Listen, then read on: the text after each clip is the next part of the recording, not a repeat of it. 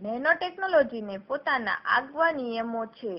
Nano ટેકનોલોજીનો મુખ્ય હેતુ એ ઇચ્છિત ઉપયોગ માટે નેનો બંધારણ કે નેનોકણ બનાવવાનો છે. આમ તે મોટા પદાર્થો અને આણ્વિક કે પરમાણ્વિક બંધારણ ધરાવતા સૂક્ષ્મ પદાર્થો વચ્ચે સેતુ પૂરો પાડે છે. પ્રણાલીગત ટોપ-ડાઉન અભિગમમાં ઉપકરણો તથા યાંત્રિક ભાગ બનાવવા માટે કોતરણી, કાપવું અને વાળવું જેવી પદ્ધતિઓ વપરાય છે. પરંતુ નેનો પદાર્થ બનાવવા માટે ચોક્કસ પદ્ધતિઓની જરૂર પડે છે. નેનો પદાર્થમાં સંકળાયેલા અણુઓ કે પરમાણુઓને ધ્યાનમાં રાખીને તેમને બનાવવાની જુદી જુદી રીતો પ્રાપ્ત છે, જેમ કે ગ્રાઇન્ડિંગની રીત, ઉષ્મીય પ્લાઝ્માની રીત, નિષ્ક્રિય વાયુના ઘનીકરણની રીત, વેટ કેમિકલ ટેકનિક અથવા કેમિકલ સોલ્યુશન ડિપોઝિશનની રીત વગેરે. નેનો બંધારણની બીજી અગત્યની લાક્ષણિકતા તેમના કદ અને આકાર આધારિત ભૌતિક ગુણધર્મો છે. તેનાથી વિરુદ્ધ મોટા કદના પદાર્થો માટે આપેલ પરિસ્થિતિમાં ભૌતિક ગુણધર્મો તેમના કદ અને આકારથી સ્વતંત્ર હોય છે.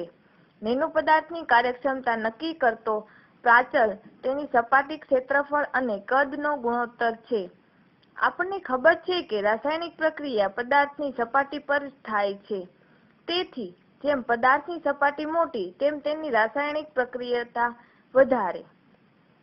નેનો બંધારણ ધરાવતા પદાર્થો માટે Fa અને V નો ગુણોત્તર ખૂબ જ મોટો હોવાથી તેમની રાસાયણિક પ્રક્રિયતા ઘણી પ્રબળ હોય છે અને આ જ કારણ છે કે જે તે પદાર્થ તેના નેનો કદે તદ્દન જુદા જ ભૌતિક ગુણધર્મો ધરાવે છે.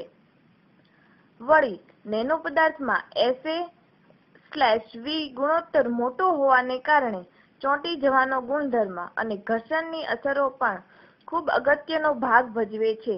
એક સરખું પરિમાણ ધરાવતા પણ જુદું જુદું બંધારણ ધરાવતા નેનો પદાર્થો જુદા જુદા ભૌતિક ગુણધર્મો ધરાવે છે. વળી આગળ સૂચવ્યું તેમ નેનો કણ વચ્ચે પ્રવર્તતા બળો એ પ્રચલિત ન્યૂટનના ગતિના નિયમોને અનુસરવાને બદલે ક્વોન્ટમ યંત્રશાસ્ત્રના નિયમોનું પાલન કરે છે.